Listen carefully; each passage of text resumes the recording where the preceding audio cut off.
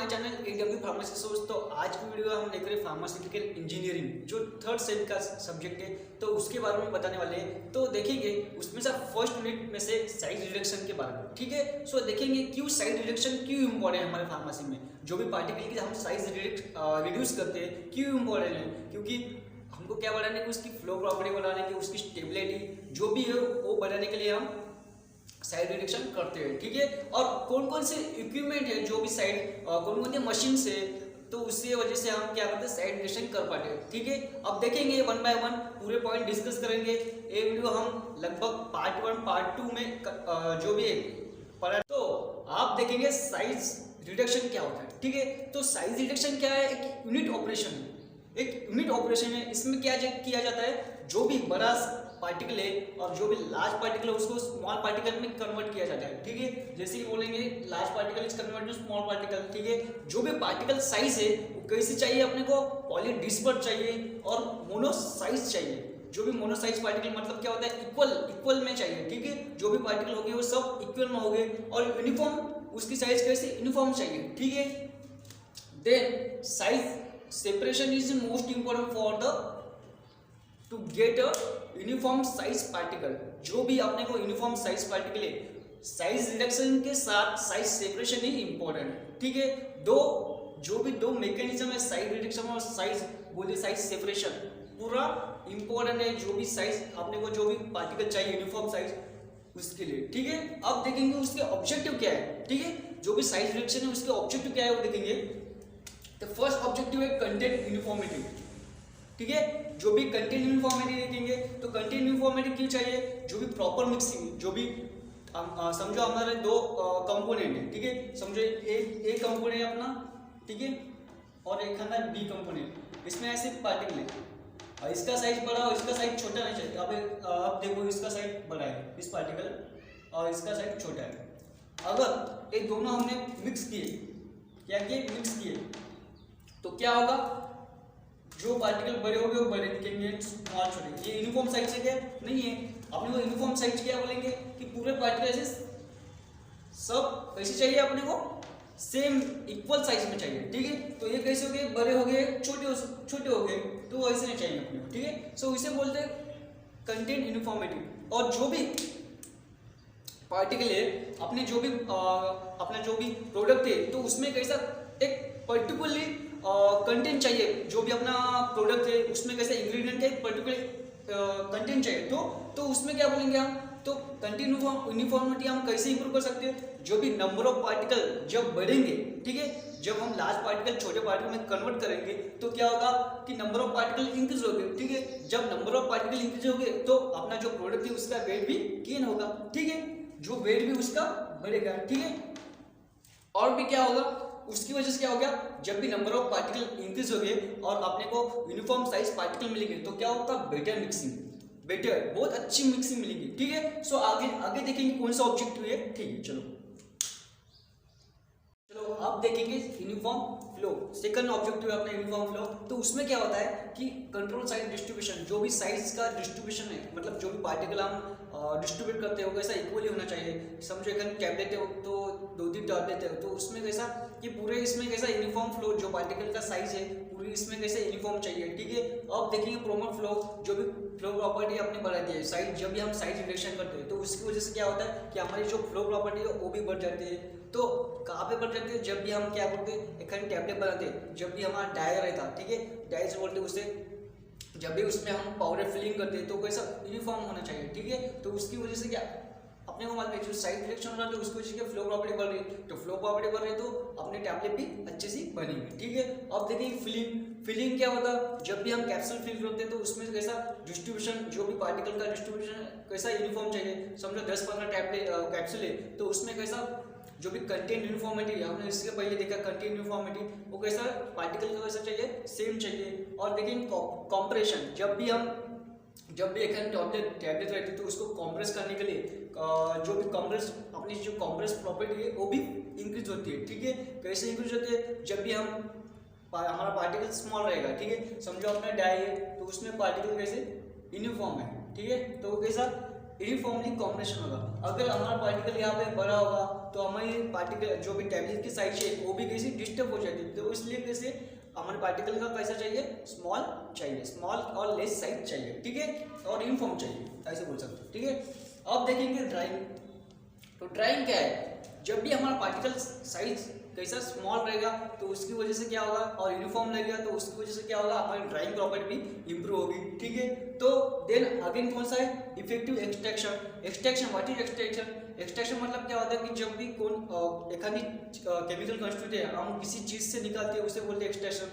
समझो अपने को प्लांट से केमिकल कंस्टिट्यूट निकाल लेते हैं तो उसे बोलते हैं एक्सट्रैक्शन, ठीक है। तो एक्सट्रैक्शन करने के लिए हमको क्या चाहिए, सॉल्वेंट। Solvent most important. जब भी हमारा सॉल्वेंट पेनिट्रेट होगा तब भी हमको एक्सट्रैक्शन उससे मिलेगा।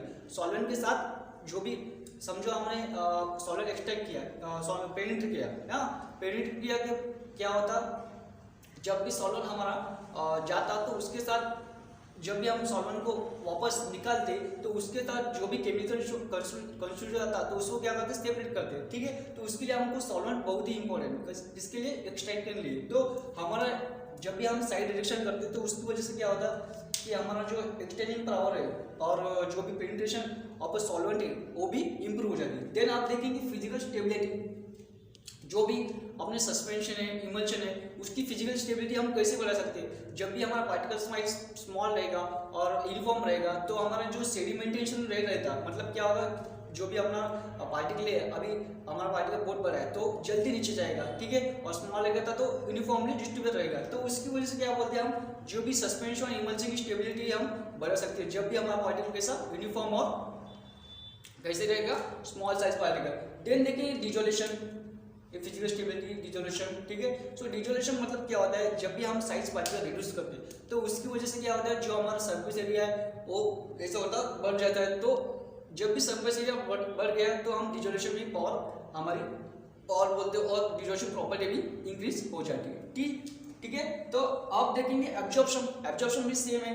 एब्जॉर्प्शन मतलब क्या होता है कि जब भी एक आधी चीज एब्जॉर्ब हो रही, ठीक है, तो जब साइज हमारा लेस रहेगा तो एब्जॉर्प्शन भी इंक्रीज होगा। जब भी हमारा सरफेस, जब भी साइज हम रिड्यूस करते हैं उसकी वजह से सरफेस एरिया हमारा इंक्रीज हो रहा। जब भी सरफेस एरिया इंक्रीज होगा तो ऑब्जर्प्शन भी इंक्रीज हो रहा। तो ये पूरे थे अपने ऑब्जेक्टिव। अब देखेंगे अगला हमारा मैकेनिज्म कुछ तो है वो देखेंगे, ठीक है। चलो अब देखेंगे इसका मैकेनिज्म ऑफ साइड रिएक्शन। कौन कौन सा मैकेनिज्म साइड रिएक्शन के लिए लगेगा, ठीक है। तो पहला है इम्पैक्ट, सेकंड है एड्रेशन, थर्ड है कटिंग और फोर्थ है कॉम्प्रेशन। तो वन बाय वन डिस्कस करेंगे क्या है, कैसा इसका मैकेनिज्म है, ठीक है। तो व्हाट इज इम्पैक्ट, तो इम्पैक्ट क्या है, देखो इसमें क्या होगा, इम्पैक्ट मतलब क्या होता है, साइज, पार्टिकल ऑफ साइज,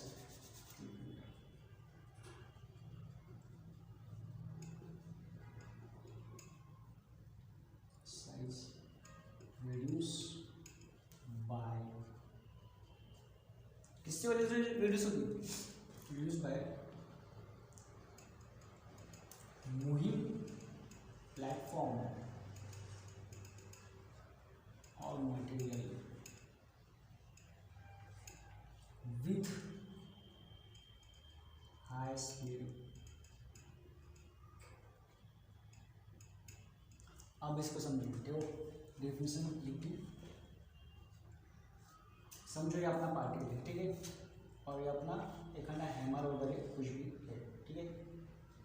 तो कंटिन्यूसली क्या होता है, यहाँ पे हिट कर, इस पार्टिकल क्या होता है, हिट करता। जब भी हिट करेगा तो क्या होगा, पार्टिकल ब्रेक डाउन होगा। तो सिंपल मैकेनिज्म है, क्या है इम्पैक्ट, जब भी क्या बोलते हैं, particle of size reduce by moving the platform. एक ऐसा कैसा प्लेटफॉर्म है, मूविंग करना होगा, तो इस पे ऐसा ऐसा मूव करेगा, तो बार बार मूव करेगा तो क्या होगा, जो भी पार्टिकल की साइज है वो कैसी रिड्यूस हो जाएगी, ठीक है। अब देखेंगे व्हाट इज एड्रेशन, ठीक है। इम्पैक्ट तो समझ आएगा आपको, तो आप देखेंगे एड्रेशन। चलो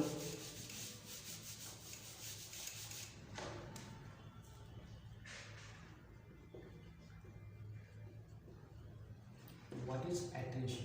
चलो तो एड्रेशन में क्या होता है, ऐसे दो सरफेस रहती है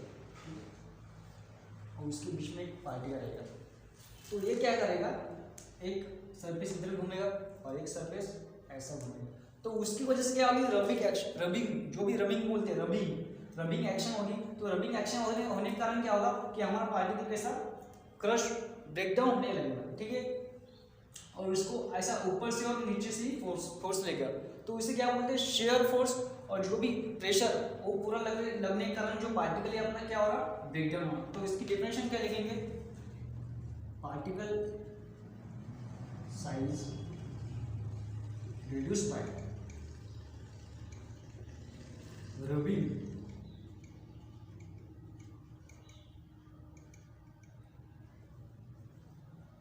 process in between two surface। तो इसका एग्जाम्पल कौन सा है, fluidised energy gain, fluidised energy gain, ठीक है। इतना समझ आएगा। अब देखेंगे कटिंग क्या होती है।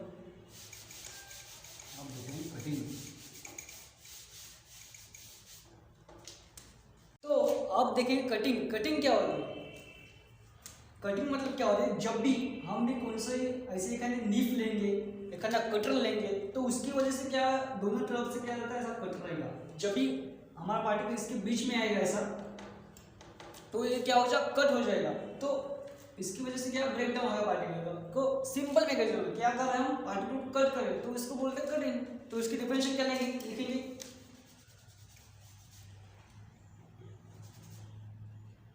Particle of size reduce by,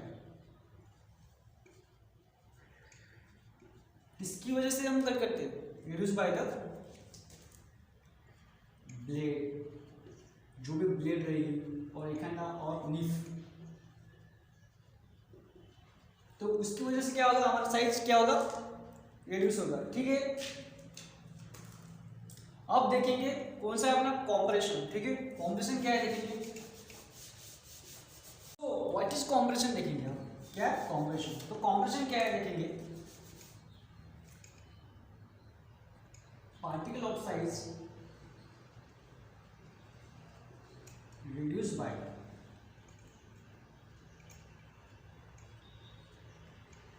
application of pressure, ठीक है, by application of pressure with the help of two surface, ठीक है, with the help of two surface।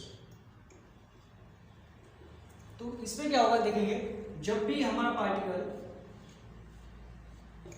ऐसा दो सरफेस है, ये वाला सरफेस, ये वाला सरफेस, तो ये सरफेस क्या करेंगे, एक नीचे से फोर्स लगेगा, एक ऊपर से फोर्स लगेगा। तो दोनों ही फोर्स लगाने के कारण क्या होगा, हमारा जो पार्टिकल बीच में क्या होगा, ब्रेक डाउन होगा। सिंपल में क्या है उसकी definition, particle of size reduced by the application of pressure और force with the help of two surface, ठीक है। अब देखेंगे जो भी उसके लॉ है उसके बारे में देखेंगे, ठीक है। चलो, और इसका एग्जांपल क्या है, रोलर मिल। कटिंग का एग्जांपल क्या है, कटर मिल। एक्ट्रेशन का एग्जांपल क्या है, फ्लूइडाइज्ड एनर्जी मिल। इम्पैक्ट का जो भी एग्जांपल है वो क्या है, हैमर मिल। एग्जांपल लिखना पड़ेगा, ठीक है। पेपर में जब भी आएगा मेकेनिज्म ऑफ एक्शन, उसके साथ वन एग्जांपल कंपलसरी रहेगा, ठीक है। तो आप देखेंगे law covering of size reduction, ठीक है। जो भी लॉ दिए वाले हैं, जो भी साइड रिडक्शन के लिए, उसके बारे में देखने वाले हैं। तो पहले उसके लिए जनरल इंफॉर्मेशन देखेंगे। जो भी लार्ज पार्टिकल है उसे हम इजीली ब्रेक डाउन कर सकते हैं, ठीक है। उसके लिए लगने वाली एनर्जी भी हम उसको, जो भी एनर्जी लगती है ब्रेक डाउन करने के लिए, वो कैसी लेस रहेगी as compare to small particle. Because जो स्मॉल पार्टिकल है उसको हम इजीली ब्रेक डाउन नहीं कर सकते। समझो अपना एक ना बड़ा पार्टिकल है और छोटा पार्टिकल है, तो इसको ये छोटा पार्टिकल है, तो इसको कितनी भी एनर्जी लगाओ तो जल्दी ब्रेक नहीं होगा, क्योंकि इसकी साइज की क्या है, बहुत छोटी। और जो बड़ा पार्टिकल है उसको हम थोड़ी भी एनर्जी लगाई तो क्या होगा, इजीली ब्रेक डाउन होगा, ठीक है। यही यहाँ पे दिया हुआ है, ठीक है। अब देखेंगे कौन कौन से लॉ है, कौन कौन से लॉ है। तो पहला है किक्स लॉ, दूसरा है रेटिंगल लॉ और थर्ड है अपना बॉन्ड लॉ। तो देखेंगे वन बाय वन इस जो भी लॉ है उसके बारे में, ठीक है। चलो देखेंगे लॉ, कौन कौन से लॉ है देखेंगे। पहले है किक्स लॉ। किक्स लॉ ने क्या बताया, ई क्या है अपनी एनर्जी, d1 d2 क्या है अपना जो भी diameter of size of particle, जो भी इनिशियल डायमीटर है साइज का, तो ये तो सेकंड क्या है d2 जो भी फाइनल जो पार्टिकल मिलेगा उसका डायमीटर है, ठीक है। तो क्या बोल सकते हैं, ई क्या है, the energy required to reduce the size particle is directly proportional to the ratio of d1 d2। d2 क्या है अपना, d1 क्या है जो भी diameter of initial particle, diameter of final particle, ठीक है। So then Rittinger's law, Rittinger's law ने क्या बताया कि the energy required to reduce the size particle, यहाँ पे क्या चाहिए, to reduce the size particle, ये आप लिख लो बराबर, ठीक है। To reduce the size particle is directly proportional to the increase in surface area, ठीक है।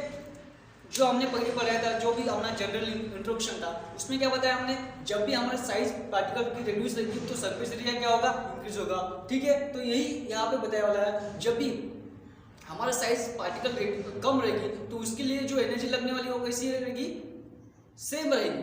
जब भी पार्टिकल जितना कम रहेगा उतनी हमको क्या लगेगी, एनर्जी लगेगी। तो जो इसका फार्मूला क्या है, तो E is equal to KR into 1 upon d1 minus 1 upon d2। d1 d2 क्या है, जो भी हमारा इनिशियल पार्टिकल है, ठीक है, जो भी हमारा बोलेंगे diameter of initial particle, d2 क्या है डायमीटर ऑफ फाइनल पार्टिकल, ठीक है। के आर अपना क्या है, जो भी रिटिन कांस्टेंट बोलते हैं, के क्या है यहाँ पे, जो भी किक्स कांस्टेंट बोलते हैं उसे के बोलते हैं, ठीक है। अब देखिए बॉन्ड लॉ, बॉन्ड लॉ क्या है, जब भी हमने जो पहले बताया, जो हमारे पार्टिकल स्मॉल है तो उसके लिए जो एनर्जी लगने वाली है और कैसी ज़्यादा लगने वाली है, जब भी हमारा पार्टिकल लार्ज रहेगा तो उसके लिए जो भी लगने वाली एनर्जी है वो कैसे थोड़ी कम लगेगी, ठीक है, as compare to the small particle. अब देखेंगे बॉन्ड लॉ, बॉन्ड लॉ ने क्या देखेगा, बताया जो energy use for the size reduction is directly proportional to the new crack length. जो भी क्रैक लेंथ जो भी बनेगी तो उसके लिए जो एनर्जी लगेगी तो कैसी रहेगी, सेम रहेगी। जब भी जितनी हम एनर्जी लगेगी उतनी हमारी जो भी पार्टिकल है उस पर क्रैक बनेगी। तो उसका फार्मूला क्या है, E upon W is equal to under root 100 upon d2 is equal to under root 100 upon d1। तो d2 d1 का क्या है, जो diameter of final particle, diameter of initial particle, ठीक है। तो ये हमने थे पूरे लॉ। अब देखेंगे हम अगला वाला, ठीक है। चलो अब देखेंगे फैक्टर अफेक्टिंग साइज रिएक्शन। कौन कौन से फैक्टर है साइज रिएक्शन अफेक्ट करते हैं। पहले है हार्डनेस, दूसरा है मटेरियल सरफेस, तीसरा है टेम्परेचर, चौथा है स्टिकनेस और पांचवा है कौन सा एक्सप्रेसिव। तो ये जो फैक्टर है पूरे क्या करते हैं, अफेक्ट करते हैं। तो देखेंगे वन बाय वन। तो पहला है हार्डनेस। तो हार्डनेस की वजह से क्या होता है, जब भी हमारा पार्टिकल हार्ड रहेगा तो क्या हो, उसको ब्रेक डाउन करने के लिए मोर एनर्जी लगेगी, ठीक है। जब भी हमारा पार्टिकल थोड़ा स्मॉल रहेगा तो क्या सॉफ्ट रहेगा तो उसको क्या लगेगी, एनर्जी कम लगेगी, ठीक है।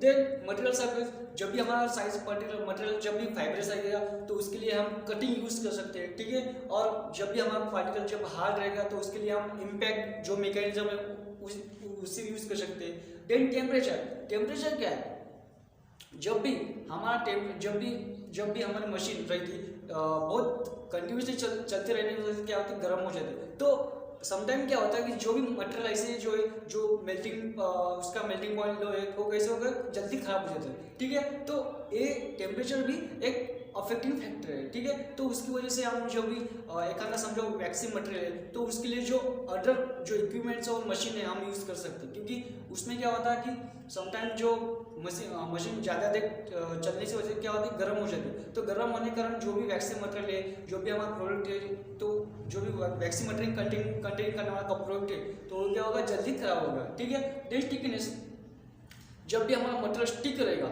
ठीक है, जब भी हमारा मटेरियल मतलब स्टिक मतलब क्या, स्टिकनेस मतलब क्या होगा कि जब भी हमारा मटेरियल कैसा होगा, स्टिकनेस होगा तो वो क्या ब्लॉक करेगा, हमारे मशीन को ब्लॉक करेगा, जो भी हमारे इक्विपमेंट्स है उसको ब्लॉक करेगा, ठीक है। देन एक्सप्लोजिव मतलब क्या है, हमारा जो मटेरियल है वो एक्सप्लोजिव नहीं होना चाहिए, क्योंकि वो क्या करेगा, जो भी डैमेज अपने जो मशीन है और जो भी हम इक्विपमेंट यूज़ करें और जो भी पर्सन वहाँ पे जो काम करे तो उसको भी एक क्या बोलेंगे, एक हार्मफुल है। तो उसके लिए क्या करेंगे हम, जो भी साइड डायरेक्शन कर रहे जो मटेरियल का वो कैसा एक्सप्लोजिव नहीं होना, ज़्यादा एक्सप्लोजिव नहीं होना चाहिए, ठीक है। का जो भी अगला जो पार्ट रहेगा पार्ट 2, उसमें हम पूरा बताएंगे जो भी रहे वाला हमारा जो टॉपिक है उसके बारे में हम पूरा डिस्कस करेंगे, ठीक है। सो इतना ही आज के लिए काफ़ी है, तो ठीक है, धन्यवाद, थैंक यू सो मच।